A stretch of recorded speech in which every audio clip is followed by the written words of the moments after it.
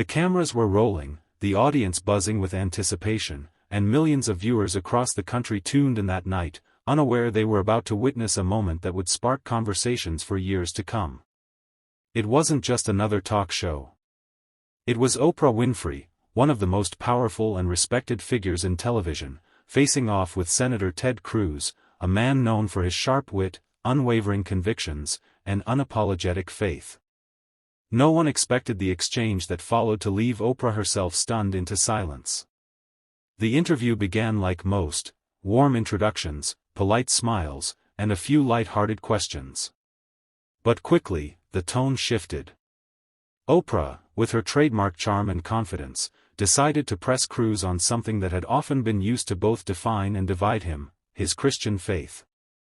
"Ted," she said, leaning forward with that piercing gaze that had disarmed countless guests before, "you talk so much about your faith.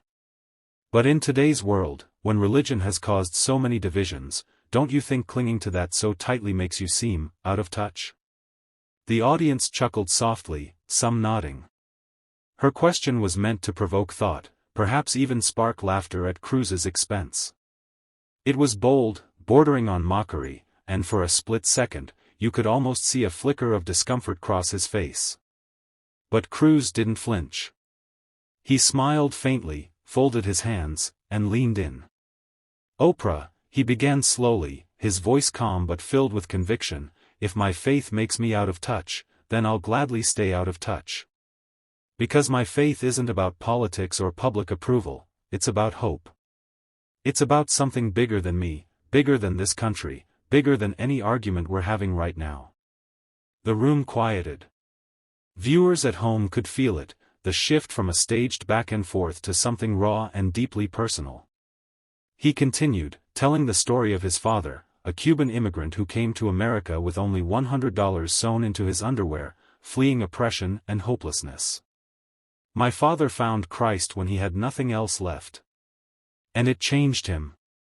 It gave him the strength to build a life for me, for my family. Without faith, he might not have survived.